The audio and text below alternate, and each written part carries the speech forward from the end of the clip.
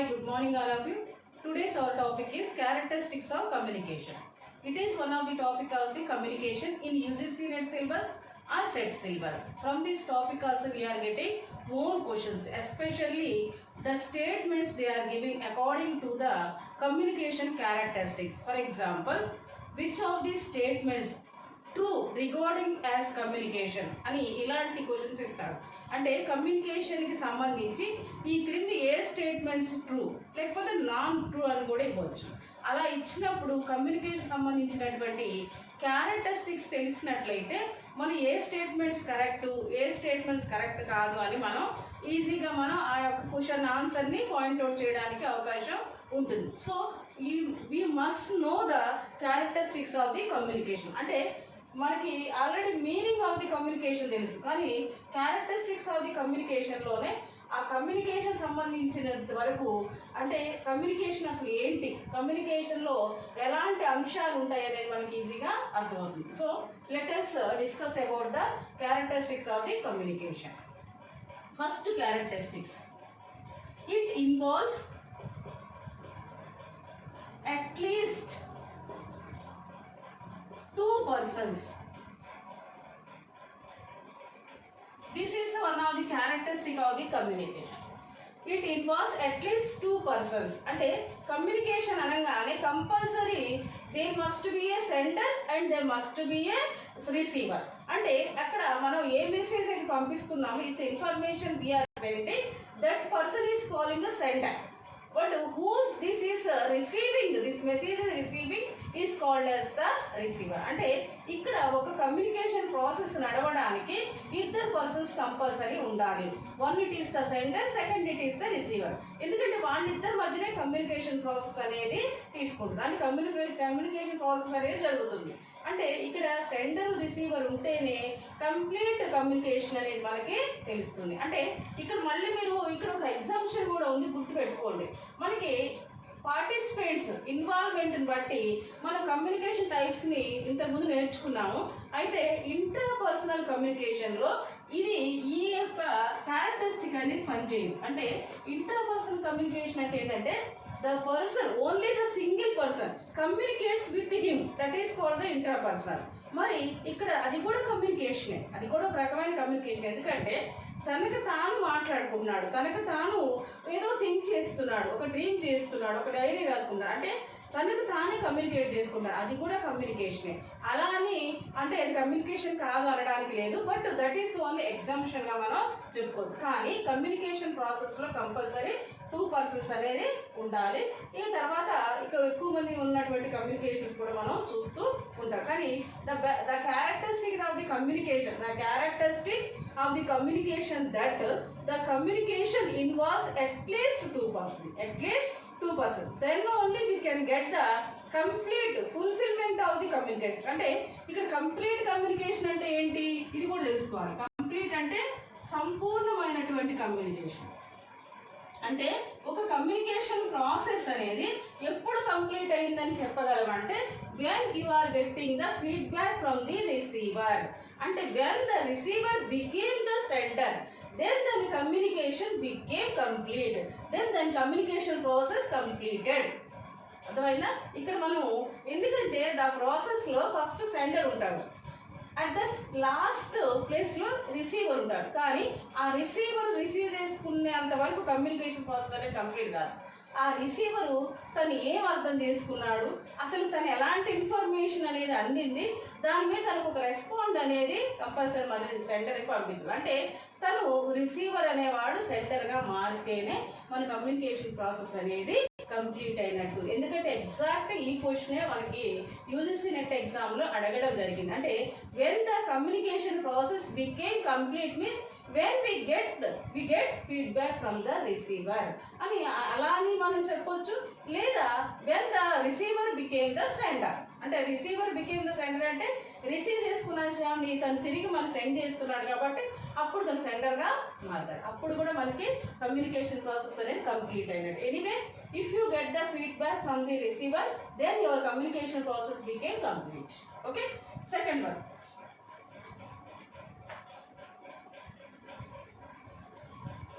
Next must be a message or information. The communication process involves sender, receiver, and also in between sender and receiver there is a message, there is a information. Without information, without message, that process is not called as the communication. ఎందుకంటే the communication process అంటే communication process అనేది దేంతో అంటే సెండర్తో మొదలైనప్పటికీ sender anyone, any topic, any content, anything, he has to send to the receiver. Then only that process is called as the communication. అంటే ఇక్కడ sender కి రిసీవర్ కి మధ్య ఒక డైలాగ్ ఉండాలి, ఒక డైలాగ్ కావచ్చు, ఒక గెస్టర్ ఉండాలి, ఒక పిక్చర్ ఉండాలి, ఏదో ఒకటి. అంటే they have to conversate about any topic. They have to conversate any topic, about the education, about the entertainment, about the family matters, whatever it is. They have to discuss about any topic, any content, any information. That is only called as the communication. అంటే ఇక్కడ communication characteristics గురించి కూడా ఈ మధ్య చాలా questions అడుగుతున్నాడు. Which of the following is the characteristic of the communication? అంటే కమ్యూనికేషన్లో కంపల్సరీ ఉండాల్సింది ఏంటంటే మెసేజ్, ఇన్ఫర్మేషన్, ఒక కన్వర్సేషన్, ఒక కంటెంట్ అనేది కంపల్సరీ ఉండాలి. అప్పుడు అది ఉంటేనే మనం ఒక కమ్యూనికేషన్ అని దాన్ని అనగలుగుతాం. అలాగే communication maybe oral, written or gestures. చూడండి, కమ్యూనికేషన్ అనేది మనకి ఏ ఫామ్లో అయినా ఉండొచ్చు.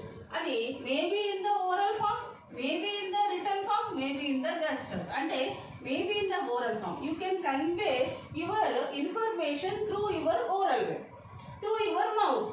Otherwise, you can convey your information through the written form, through the piece of the writing, through the letter, through the email, through the chat, whatever it is there. That is, ante whatever it is there, you have to convey your message through the oral form, through the written form, or through the non-verbal form. Gestures ante non-verbal form. Without words, without dialogue also, you can convey your message through your eyes expressions, through your body movements, through your artifacts, means through your appearance of your clothes, using any articles or chronomics, you can convey your message. అంటే ఇక్కడ మనం non verbal వేలో కూడా మన message convey చేయొచ్చు. అంటే in the communication we can convey in the three forms, that is called the oral form, written form or non-verbal form, like gestures, posters, facial expression, body movements, these all things. That is the communication. అంటే communication మనం ఏ విధంగా అయినా సరే convey చేయొచ్చు. అంటే without talking also you can convey with your expressions. మీరు ఏం మాట్లాడకుండా మీ కళ్ళతో మీ భావాన్ని మీరు వ్యక్తం చేయొచ్చు. మీరు ఏం మాట్లాడకుండా మీ యొక్క బాడీ మూమెంట్స్తో మీ భావాన్ని వ్యక్తం చేయొచ్చు. అంటే ఇట్లా తలకాయ ఊపడం కానీ, లేకపోతే ఈ ఫింగర్ షోయింగ్ ద ఫింగర్ కానీ, you can convey that something is there, something I want. that way you have to communicate with others. These are the forms of the communication. అంటే కమ్యూనికేషన్ ప్రాసెస్ అనేది ఈ forms లో ఉండొచ్చు అని మనం చెప్పొచ్చు. అంటే it is also one of the characteristics of the communication. Okay, ఎందుకంటే ఇక్కడ క్యారెక్టరిస్టిక్స్ మనకి ఆల్రెడీ మనం నాన్ వెర్బల్ అనేది నేను చెప్పుకున్నాము. నాన్ వెర్బల్ ఎలా ఉంటుంది అంటే ఒక పిక్చర్, అంటే the picture can convey more than the words. అంటే one picture can convey more than the words. అంటే నేను ఒక పిక్చర్ వర్డ్స్ కంటే ఎక్కువ భావాన్ని వ్యక్తం చేస్తుంది అని, అంటే that is the non verbal communication. అంటే మనం కమ్యూనికేట్ చేయడానికి కేవలం ఓరల్ రిటనే కాదు, నాన్ వెర్బల్లో కూడా మనం చేయొచ్చు అని. అంతేకాకుండా communication it is a two way process. చాలా ఇంపార్టెంట్. ఇది 2014 or 15 క్వశ్చన్ రావడం జరిగింది. Communication is the two-way process. Communication is two-way process అంటే in the communication two things are very very important. That is that one, it is the information. Second, it is the understanding. Second, it is the understanding. దీన్ని two way process అని అంట. అంటే ఇది రెండు విధాలైనటువంటి ప్రక్రియలతో కూడి ఉంటుంది. అది ఏంటంటే one, it is the information. అంటే your communication must includes the information and that information must be understanding by the audience and understanding by the receiver. అంటే మీరు కంపల్సరీ ఒక ఇన్ఫర్మేషన్ కన్వే చేయాల్సి ఉంటుంది, ఒక మెసేజ్ మీరు చెప్పవలసి ఉంటుంది. ఆ మెసేజ్ అనేది ఆడియన్స్ కంపల్సరీ అర్థం అవ్వాల్సి ఉంటుంది. అప్పుడే మనల్ని కమ్యూనికేషన్ చేస్తున్నామని అంటారు. అంటే communication includes two main things. That is the information and second is the understand. Without information, without understand, it is not a communication. అంటే ఇది కమ్యూనికేషన్ కాదు. ఇన్ఫర్మేషన్ లేనటువంటిది లేదా ఇన్ఫర్మేషన్ ఉండి కూడా అది అవతల వాళ్ళకి అర్థం కానటువంటిది అది కమ్యూనికేషన్ కాదు. ఎందుకంటే కమ్యూనికేట్ చేసేటటువంటి వ్యక్తి అర్థమయ్యేటటువంటి అంటే ఆడియన్స్కి అర్థమయ్యేటటువంటి లాంగ్వేజ్ని సెలెక్ట్ చేసుకోవాలి, ఆడియన్స్కి అర్థమయ్యేటటువంటి విధానాన్ని సెలెక్ట్ చేసుకోవాలి, ఆడియన్స్కి అర్థమయ్యేటటువంటి అంశాన్ని సెలెక్ట్ చేసుకోవాలి. అంటే which language audience can be understand, which way they can understand, which information is can understand by the audience. ఎందుకంటే ఇక్కడ ఇన్ఫర్మేషన్ కూడా చాలా ఇంపార్టెంట్. అంటే అందరు ఆడియన్స్ ఒక లెక్కన ఉంటారు కదా. ఫర్ ఎగ్జాంపుల్ అన్ఎడ్యుకేటర్స్ అంటే you are convey the information to the uneducated people. You are telling about the technology, you are telling about the education system, you are telling about the school system, university. That way you convey the information means the uneducated people cannot understand. చూడండి, అంటే ఇక్కడ మీరు uneducated పీపుల్కి ఒక information ఇస్తున్నారు. వాళ్ళకి కావాల్సినటువంటి information ఇవ్వాలి. కానీ స్కూల్స్ గురించో, కాలేజ్ గురించో, యూనివర్సిటీ గురించో, టెక్నాలజీ గురించో, దాంట్లో టెక్నాలజీలో ఇన్ని ఉంటాయి అన్నీ ఉంటాయి అంటే వాళ్ళకి అసలు అది తెలియదు. వాళ్ళకి ఆ విషయము అర్థం కాదు. అన్ఎడ్యుకేటెడ్ పీపుల్ అంటే ఎస్పెషల్లీ ఇప్పుడు ఫార్మర్స్ తీసుకున్నాం అనుకోండి. Most of the farmers are uneducated. Then you have to convey your information which they can understand, which is useful for them. వాళ్ళు ఏది అండర్స్టాండ్ చేసుకోగలుగుతారో దాన్ని మాత్రమే మనం కన్వే చేయాలి. అది మరి ఏది వాళ్ళకి యూస్ఫుల్గా ఉంటుందో దాన్నే కన్వే చేయాలి. ఎందుకంటే ఇక్కడ ఒక లింక్, ఒక లాజిక్ ఉంటుంది. అంటే ద ఆడియన్స్ అండర్స్టాండింగ్ చేసుకోవాలంటే that must be useful for them. చూడండి, అంటే when the audience are attract towards our conversation, when they are getting some benefits from our conversation. అర్థమైందా? అంటే ఆడియన్స్ ఎప్పుడు మన కన్వర్సేషన్కి అట్రాక్ట్ అవుతారంటే ఆ కన్వర్సేషన్ అనేది సంథింగ్ వాళ్ళకి ఇంపార్టెంట్ అయినప్పుడు లేదా దానివల్ల వాళ్ళకి ఏదైనా బెనిఫిట్ ఉన్నప్పుడు మాత్రం ఇంటరాక్ట్ అవుతారు. అంటే when they are interacted towards our conversation, attract towards our conversation, they can understand very well. ఎప్పుడైతే వాళ్ళు అట్రాక్ట్ అవుతారో అప్పుడు ఆ విషయాన్ని వాళ్ళు చక్కగా అర్థం చేసుకుంటారు. ఎందుకంటే ఇక్కడ మనం ఏదో చెప్తున్నాము, వాళ్ళు ఏదో చేస్తున్నారు, వాళ్ళ కాన్సన్ట్రేషన్ ఎక్కడో ఉంది. సో ఆ విషయం అనేది వాళ్ళకి అర్థం కాదనమాట. ఓకే, ఈ విధంగా మనకి అంటే ఇక్కడ మనం it is A two way process అంటే అదే టూ వే ప్రాసెస్ అంటే must be your information must B interact and attract by the audience, by the receiver. ఎందుకంటే ఇక్కడ చాలా ఇంపార్టెంట్ థింగ్ ఏంటంటే యాజ్ ఏ టీచర్ కానీ యాజ్ ఏ స్పీకర్ కానీ మనం తెలుసుకోవాల్సింది ఏంటంటే first of all we have to interact and attract the audience to your information, your conversation. Then only the communication process became two-way process. అప్పుడే communication process అనేది టూ-వే process అవుతుంది. ఎందుకంటే చాలామంది అంటే మనం స్పీకింగ్ చేస్తున్నప్పుడు లేకపోతే క్లాసులో లెక్చర్ ఇస్తున్నప్పుడు స్టూడెంట్స్ మనం చూస్తూ ఉంటాం. వాళ్ళు ఏదో చేస్తూ ఉంటారు, మన లెక్చర్ వైపు వాళ్ళు అసలు ఇంటరాక్ట్ కాదు, అసలు మన లెక్చర్ వినడానికి వాళ్ళు ఆసక్తి చూపారు. ఎందుకంటే వాళ్ళు ఏదో చేస్తూ ఉంటారు, వాళ్ళ వాళ్ళక కాన్సన్ట్రేషన్ అనేది ఎక్కడో ఉంటుంది. దీనికి ఎక్కడో ఉన్నప్పుడు మనం ఇచ్చిన ఇన్ఫర్మేషన్ వాళ్ళకి అర్థం కాదు. ఎందుకంటే మనం ఏదో పెద్దవాళ్ళు సామెత చెప్తారు కదా, భక్తి దేవుడి మీద, ధ్యానం చెప్పుల మీద అని. అంటే వాడు గుడికి వచ్చి గుడికి భక్తి కోసమే వస్తారు, కానీ ఆ గుడిలో పూజ చేసినంత సేపు కూడా వాళ్ళ కాన్సన్ట్రేషన్ ఎక్కడ ఉంటుందంటే చెప్పులు ఎవరైనా తీసుకెళ్తారేమో, నా చెప్పులు పోతాయేమో అనే కాన్సన్ట్రేషన్లో ఉంటారు. అలాంటప్పుడు వాళ్ళకి ఆ పుణ్యం కూడా రాదు.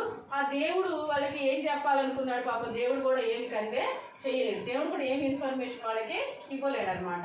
సో అలాంటి ప్రాసెస్ అంటే ఈ 2-way ప్రాసెస్ కూడా అలాగే ఉంటుంది. అంటే when you are interact attract the audience to your conversation, to your speech, then only they can understand very well, then only the communication process became 2-way process.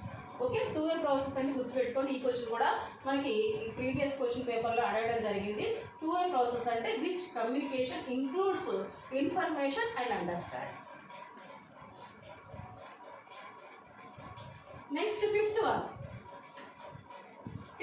is its primary purpose is to motivate response.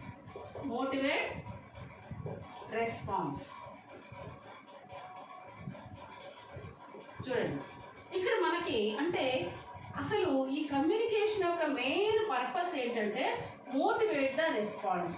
అంటే motivate the response అంటే ఇక్కడ ఒక 2 type audience అనుకోవచ్చు, audience, listeners, students, వీళ్ళందరూ కూడా మనం response అనమాట. మనకి అంటే ఇక్కడ ఒక sender convey the information. This information must be reach the audience, listeners and students are receivers. వీళ్ళందరూ కూడా కంపల్సరీ రీచ్ కావాలంటే ఇక్కడ కమ్యూనికేషన్ మెయిన్ పర్పస్ ఏమై ఉండాలంటే మోటివేషన్ అయి ఉండాలి. అంటే first of all you have to motivate the response, అంటే audience, listeners, students are receivers. అంటే ఇక్కడ ఎలా మోటివేట్ చేయగలం, in which way you have to motivate అంటే what the importance of the that information, how it is useful for you, what ante how you can get benefits from this information. In this way, if you motivate the audience, then they are interested towards our information, then they can understand the information. అంటే అసలు first మనం ఏ information అయితే చెప్తున్నామో ఆ information యొక్క benefit చెప్పాలి, ఆ information యొక్క importance చెప్పాలి, ఆ ఇన్ఫర్మేషన్ అనేది వాళ్ళకి ఏ విధంగా యూస్ఫుల్ అవుతుందో కూడా చెప్పాలి. అప్పుడు కానీ వాళ్ళు మన చెప్పేటువంటి విషయాన్ని ఆసక్తిగా వినరు. ఎప్పుడైతే ఆసక్తిగా వింటారో వాళ్ళు దాన్ని అర్థం చేసుకోవడానికి ట్రై చేస్తారు. కానీ పర్పస్ తెలియకుండా, యూస్ఫుల్నెస్ అనేది తెలియకుండా, దాని ఇంపార్టెన్స్ అనేది తెలియకుండా ఏ ఆడియన్స్ కూడా మన యొక్క కన్వర్సేషన్ వైపు కానీ, మనం చెప్పేటటువంటి స్పీచ్ వైపు కానీ ఎలాంటి ఆసక్తి చూపించరు. అందుకనే మనకి కేసీఆర్ మీటింగ్ జరగబోయే ముందు రోజుల్లో మనకి టీవీ ఛానల్లో చెప్తూ ఉంటారు, కేసీఆర్ పలానా అంశం మీద రేపు ప్రసంగించబోతున్నారు. ఆ అంశాలు ఏవైతే ఉన్నాయో వాటిని రోలింగ్స్ వేస్తుంటారు. ఎందుకు అంటే ఆడియన్స్లో ఒక ఆసక్తిని పెంచడానికి. అంటే ఇక్కడ రైతులకి ఇచ్చే రైతు బంధు గురించి రేపు కేసీఆర్ ప్రసంగించబోతున్నారంటే రైతు బంధు గురించి ఏం చెప్తారని వీళ్ళు ఆసక్తి చూపిస్తూ ఉంటారు. ఎందుకంటే రైతు బంధు అనేది రైతులకు చాలా ఇంపార్టెంట్ అనే అంశం. ఆ చెప్పేటటువంటి ఆ కేసీఆర్ చెప్పే ఇన్ఫర్మేషన్లో వాళ్ళకి కలిగేటువంటి బెనిఫిట్స్ కూడా దాగి ఉంటాయి. దాని ఇంపార్టెన్స్ కూడా రైతులకి తెలుసు. అందుకని వాళ్ళు ఆ ఇన్ఫర్మేషన్ వినడానికి చాలా ఆసక్తి చూపిస్తూ ఉంటారు. అంటే మనం ఇక్కడ యాజ్ ఏ ఎడ్యుకేషనల్ పర్పస్గా చూసుకున్నట్లయితే ఫస్ట్ ఆఫ్ ఆల్ అంటే when you are entering in to the classroom, then you have to motivate the students that how today's topic is useful for the students, how it is important for the examination, and how it is benefited for his real life situations. This everything you have to say convey to the students, then they came to understand that why we have to listen the topic, why we have to keep interest towards that topic. Then they are interacting, attract and showing interest to listen that topic. మనం అంటే ఈ purpose అనేది అంటే primary ఒక communication యొక్క primary purpose ఏంటంటే how the communication is useful for the audience. అది చెప్పగా అంటే ఆ విధంగా మనం వాళ్ళని మోటివేట్ చేయాలి. మోటివేట్ చేయడమే కమ్యూనికేషన్ యొక్క మెయిన్ పర్పస్. అంటే ఇక్కడ మనం చాలా ఎగ్జాంపుల్స్ చెప్పుకోవాలి. యాజ్ అంటే ఎడ్యుకేషనల్ పర్పస్లో ఒక టీచర్ క్లాస్ రూమ్కి వెళ్ళిన తర్వాత ఆ టాపిక్ గురించి చెప్పే ముందు ఆ టాపిక్ తనకి ఏ విధంగా ఉపయోగపడుతుంది, ఆ టాపిక్ వల్ల బెనిఫిట్స్ ఏందని చెప్తాడు. అంతేకాకుండా ఇంట్లో మదర్ కూడా పిల్లల్ని మోటివేట్ చేస్తుంటారు. అంటే మోటివేటింగ్ వర్డ్స్ అనేవి చెప్తూ ఉంటారు. అంటే కమ్యూనికేషన్ మెయిన్ పర్పస్ ఏంటంటే motivating the audience, motivating the listeners, motivating the students, motivating the receivers. అంటే ఈ కమ్యూనికేషన్లో మెయిన్గా మనకి మోటివేషన్ అనేది దాగి ఉంటుంది అని మనం తెలుసుకోవాలి. Next, it may be formal or informal. ఇది ఆల్రెడీ మనకి తెలుసు, క్లాస్ 2లో నేను దీని గురించి చెప్పాను. Formal or informal. ఫార్మల్ అంటే in the official settings which language we are speaking is called the formal. అంటే in the official setting, in the professional setting, in the organizational setting, we are using official language, that is called the formal communication.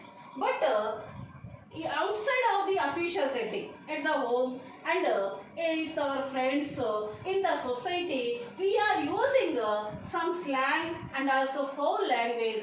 It is called the informal communication. Okay, so ఈ విధంగా మరి మన communication అది ఫార్మల్లో ఉండొచ్చు, ఇన్ఫార్మల్లో ఉండొచ్చు. But you are using formal communication or informal communication decided according to the situation, according to the setting. అంటే మనం ఫార్మల్ లాంగ్వేజ్ యూజ్ చేయాలా, ఇన్ఫార్మల్ లాంగ్వేజ్ యూజ్ చేయాలనేది ఆ యొక్క సిచ్యువేషన్ బట్టి మనం సెట్ చేసుకోవడం అనేది జరుగుతుంది.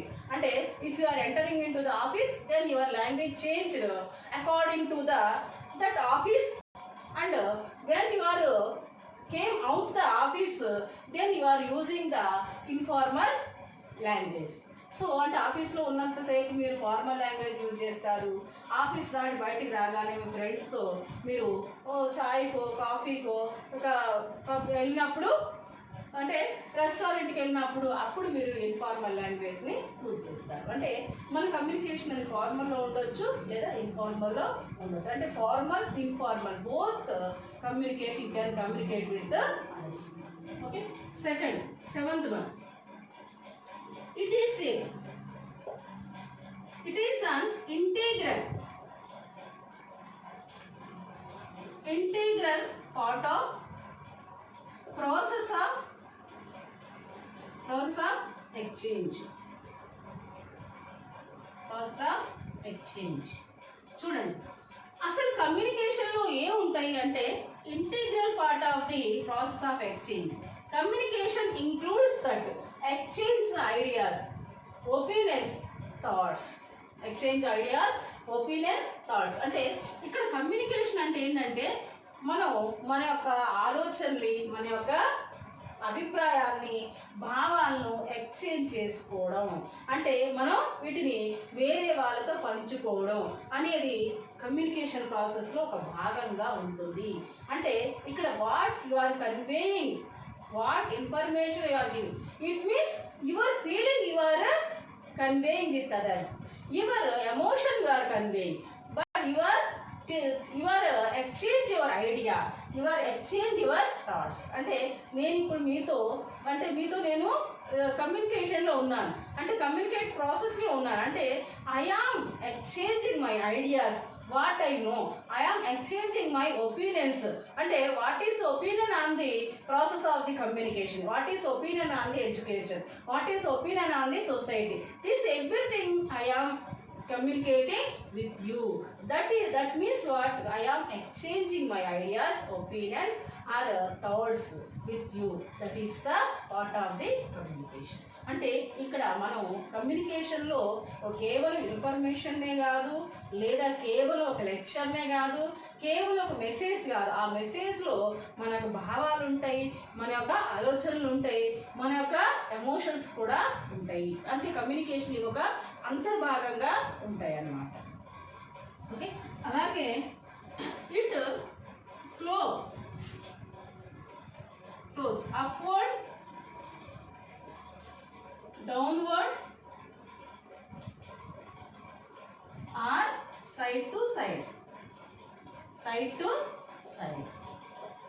ఓకే, అంటే కమ్యూనికేషన్ అనేది ఎలా అన్నా ఫ్లో కావచ్చు. అప్వర్డ్ ఫ్లో కావచ్చు. Upward communication means the communication process flow from the superior to subordinate. అంటే ఇక్కడ superior అంటే ఇక్కడ కమ్యూనికేషన్ ప్రాసెస్ అనేది సబార్డినేట్ టు సుపీరియర్ అంటే అప్వర్డ్కి వెళ్తుంది. అంటే ప్యూన్ టు బాస్, ఇక్కడ ప్యూన్ నుండి బాస్కి వెళ్తుంది. The communication process flow from the subordinates to superior. At the same time, downward communication అంటే the communication process flow from the superior to subordinate.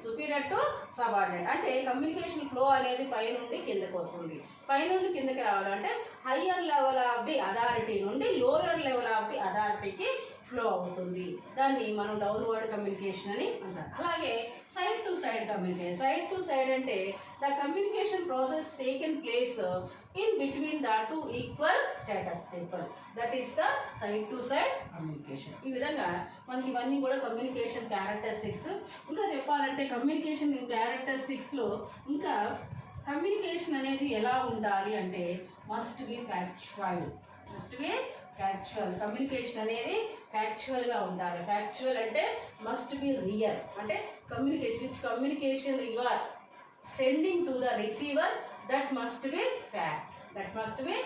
అది compulsory fact అయి ఉండాలి. అంటే మీరు ఏ అంశాన్ని అయితే రిసీవర్ పంపిస్తున్నారో ఆ అంశం అనేది నిజమైనగా ఉండాలి.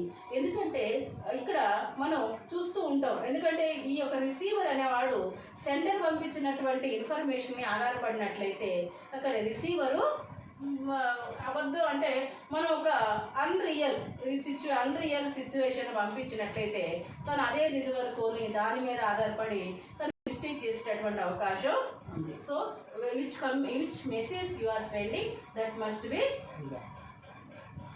And also communication is continuous process. Communication అనేది కంటిన్యూస్ ప్రాసెస్గా ఉంటుంది. ఇది continuous process. And also communication is the social process. Communication is the one of the part of the society. Because in the society everybody communicate with other. Everybody exchange their ideas. Everybody share their ideas. That is the communication. ఇవన్నీ కూడా communication characters. ఈ characteristics మనకి వినడానికి సింపుల్గానే ఉన్నాయి, మనకు అర్థమైనట్లే ఉంటాయి. కానీ మళ్ళీ మనకి ఎగ్జామినేషన్లో క్వశ్చన్ చూసినప్పుడు ఆ క్వశ్చన్కి ఆన్సర్ ఫైండ్ అవుట్ చేయడంలో మనం ఇబ్బందులు పడుతూ ఉంటాం. అందుకని మీరు నేను చెప్పంగానే మాకు అర్థమైందని చెప్పి మీరు ఫుల్ కాన్ఫిడెంట్కి రాకండి. నేను చెప్పిన దాన్ని మళ్ళీ మీరు ఒకసారి అవసరమైతే మీరు నోట్స్ రాసుకొని మళ్ళీ ప్రతి క్లాస్లో కూడా చెప్తున్నాను. ఎందుకంటే మీ ఓన్ నోట్స్ అనేది మీకు చాలా చాలా ఉపయోగపడుతుంది. అంటే when you are preparing the own notes that is very beneficial for you. చాలా బెనిఫిట్గా ఉంటుంది.